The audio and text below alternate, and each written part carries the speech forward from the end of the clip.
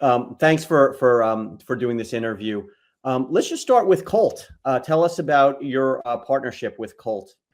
Absolutely. So several weeks ago, I partnered with my friends at Colt to launch the Safety Impact Award, which highlights the critical mission of educating everyone on safe and responsible firearm ownership.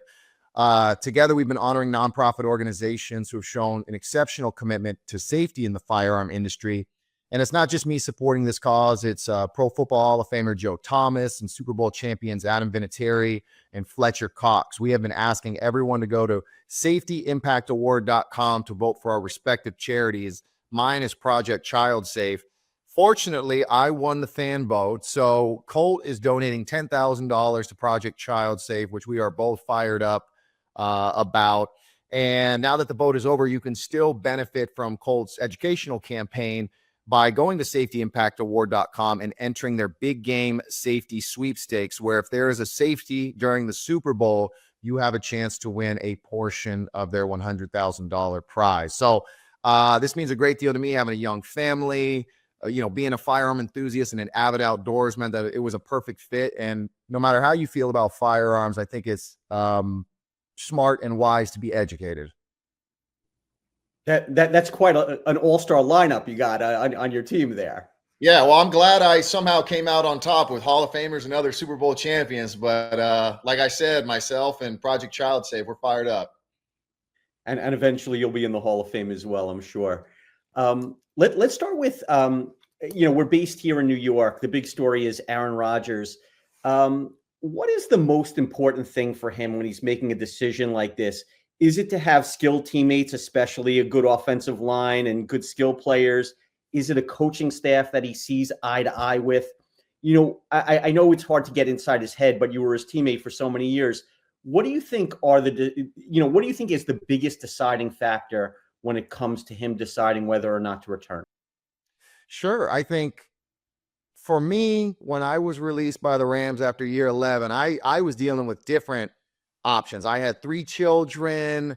Obviously my worth was going down in the league if we're putting a financial value on it. So I had a different, I would say parameters of how I was going to move forward. But with Aaron, you're absolutely right. Being the quarterback and being 20, 21 years, maybe 22, I don't know. He's been playing forever. What that means moving forward, kind of understanding where he's at in his career. Does he have, because obviously he's taking it year by year. If he's going to continue moving forward, he's got to be a part of a team that has a chance to win. And honestly, I thought the Jets had an opportunity to be a playoff team last year based on obviously Aaron and what he's capable of doing, their running game, their receivers. You make the trade for Devontae, but it just seemed like every time I watched them, things were falling apart and the wheels were falling off. So I don't know what that means for him. If that's with the Jets, obviously with the new coaching staff, new management, do they go younger and try and build something new, or do they feel like they have the pieces in place to win? So I think that'll be a big factor for what Aaron decides, because as going from Green Bay after 10 years to LA, I mean, it's a big change. And so does he want to continue to do that? Obviously, as a competitor, I'm sure he wants to kind of go out on a better note than what had happened last year.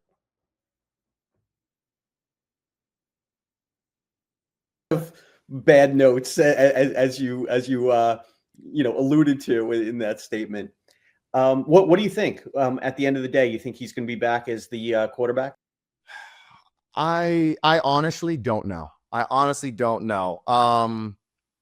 Because as I said, I'm sure he would love to come back with the Jets, but to start over at 40 something years old, and he would have to be a part of a team that needs a quarterback that can win right away. So my honest answer, without kind of pandering to either side, is I truly don't know.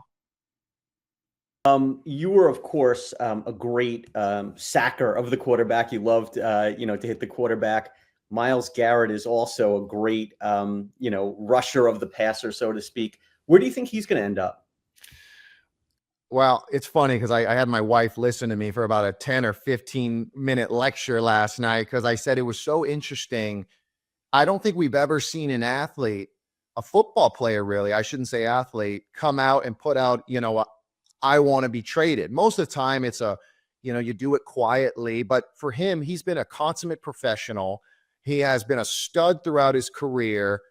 And I just think it shows a lot about the Cleveland organization and kind of what's going on up there. And I don't think anybody has had a negative, response to what Myles has demanded, so to speak. So to answer your question, I have no idea, because obviously, Cleveland is going to say, hey, we're not going to trade him. But when somebody comes, they better come with a couple first round picks, perhaps some compensation with other great players. But I don't know. I think this caught everybody, off guard, and it'll be the team you least expect. But I think whatever team he goes to, he's going to have an immediate impact.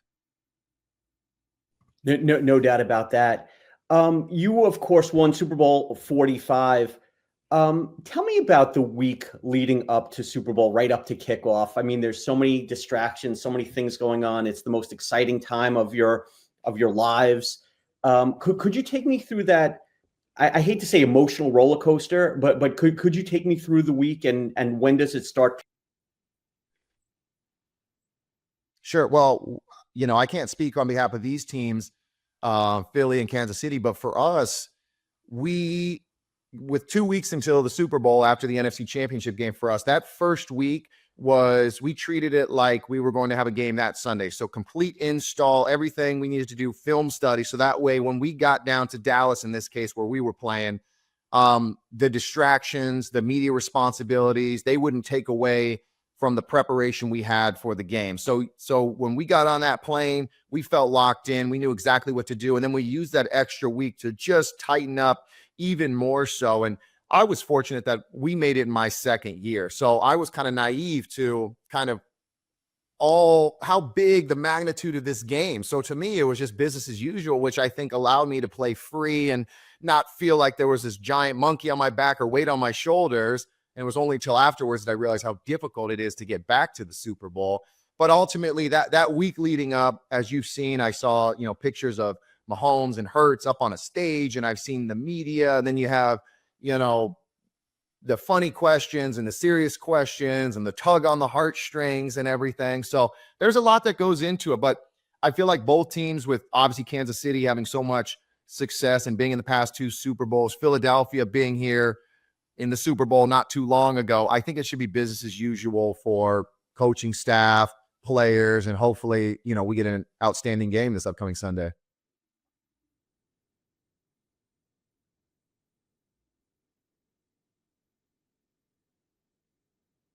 But let's talk about your dad, and maybe you can provide unique insight into what LeBron James is feeling, with his son Bronny playing. Could you tell me, what is that bond, maybe from your dad's perspective of seeing, you guys never played on the same team at the same time, but like LeBron and Bronny are. But could you talk about that that feeling of pride, that love that a father has for a kid who's following in his footsteps? Well, it's interesting. This question is great because I'm currently going through that with my 5-year-old son. And this is his, second time playing flag football, and he's playing basketball, and he's the ultimate competitor like myself. So much so that he'll have a meltdown if, he doesn't grab the flag in flag football or miss a basket. And I'm just trying to steer all that competitiveness and those juices into the right direction, because that's how I was as a kid. And you start to live through them. So I know when my dad retired, he went straight into coaching.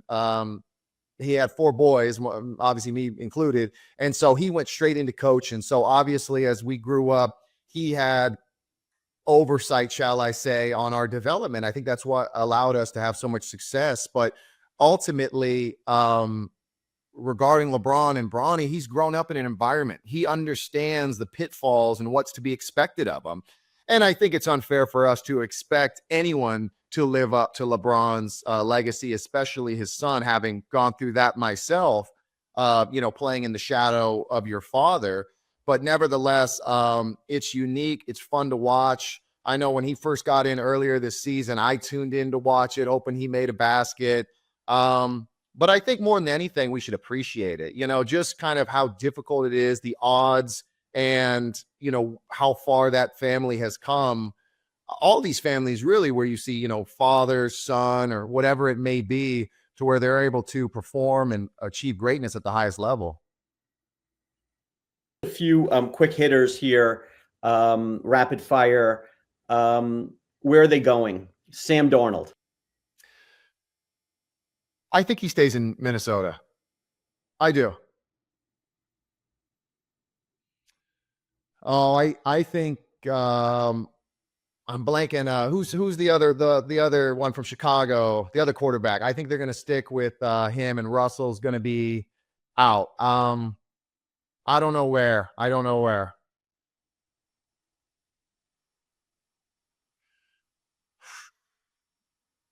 Shoot, I think there's some cap implications down there. I could see him staying down in Atlanta as well, unless he obviously forces a trade or to be released, so that way he can be the starter. But it sounds like Penix is the guy down there. Justin Fields, that's right.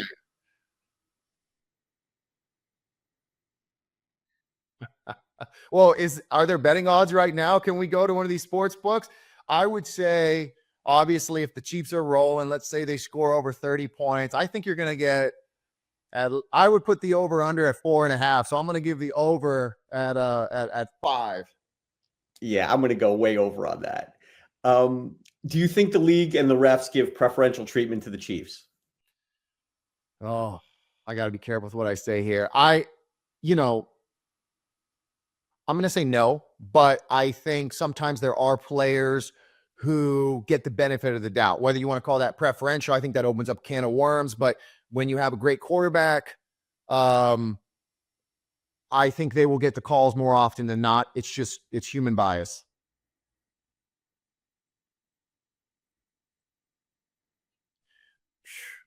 How many Super Bowls does he have? 2 or 3 now? I think he's got 3. I think. Well, he's got 4 more to go, so it'll start this Sunday, or it already has started, I should say. It'll continue this Sunday. Which fan base has and continues to suffer the most? Is it the Bills, the Lions, or the Jets? I feel like Lions are on the way up despite their losses. I know the Jets just because of historically the success they had and the lack of, but the Bills coming up short the last 4 years or whatever it is, where they're 4-0 against Mahomes and 0-4 against him in the playoffs. And then on top of that, you talk about all the Super Bowl losses they had. I got to say it's probably Buffalo right now. And one last one, beignets or just funnel cake? Last time I was down in New Orleans, I had some beignets and they were delicious. I think anytime you have a fried pastry, they're going to be delicious. But in the spirit of the Super Bowl being down in New Orleans, I'm going to give them the benefit of the doubt. Awesome.